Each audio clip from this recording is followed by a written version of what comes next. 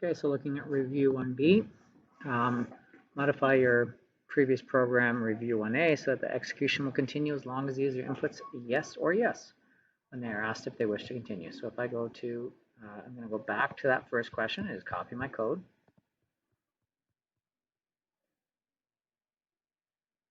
Control A, copy, come back, and go into the second. So I'm going to continue it for as long as they input yes or yes. So this is it's not a counted loop. I don't know if they're going to continue 3 times or 12 times. So we want to use a while true loop. So while true, everything after this is going to happen.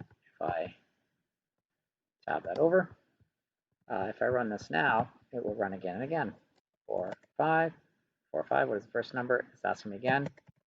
So what I need to do is after the program is executed, I now want to ask whether I want to continue. So I'm going to make a variable called again, and I'm going to grab an input. Would you like to continue?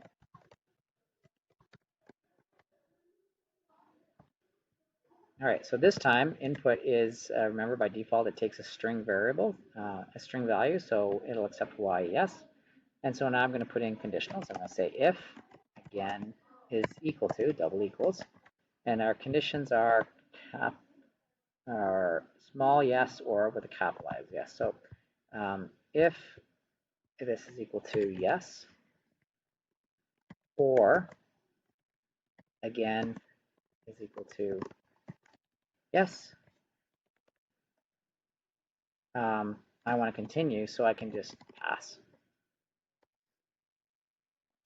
If it's not, else, I'm going to break out of my loop.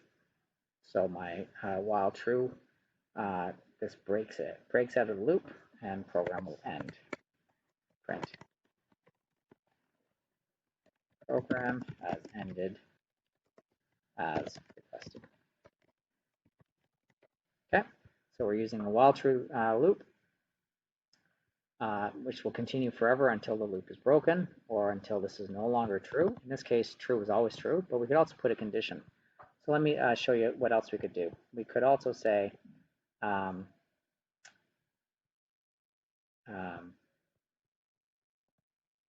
going to define a variable in my main line called forever. And that is equal to true.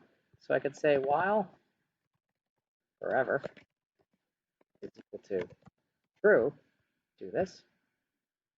And then instead of breaking out of my loop, I could say if again is equal to yes or again is equal to yes, pass. Otherwise, set forever to false. So if I run this now,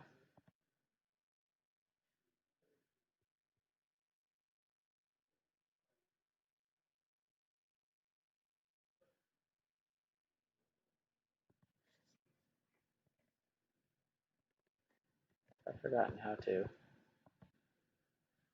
So ors are lowercase. First number 3, 5. Would you like to continue? Yes. That's the first number, 5, 5. Let's continue. Say no. That didn't work.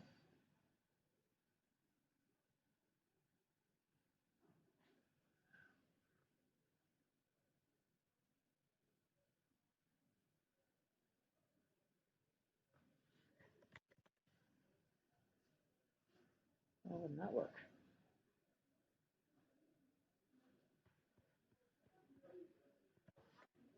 Print forever. Not getting it?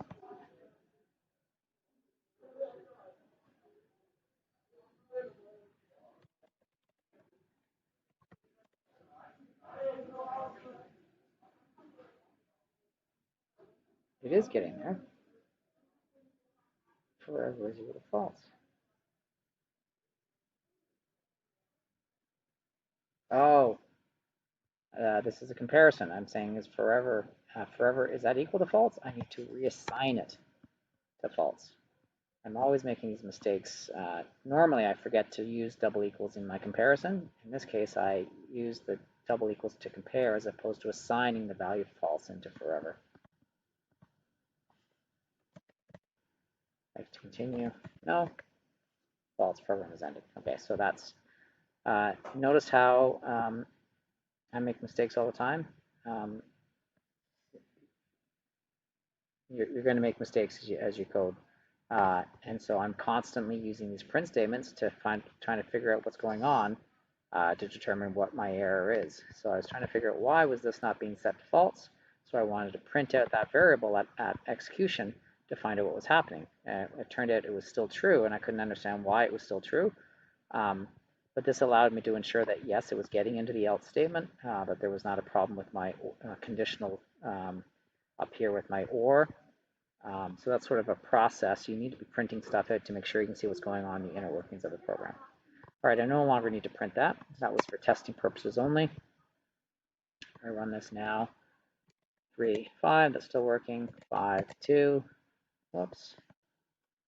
3, 5, yes. 5, 3, yes. 5, 5, no.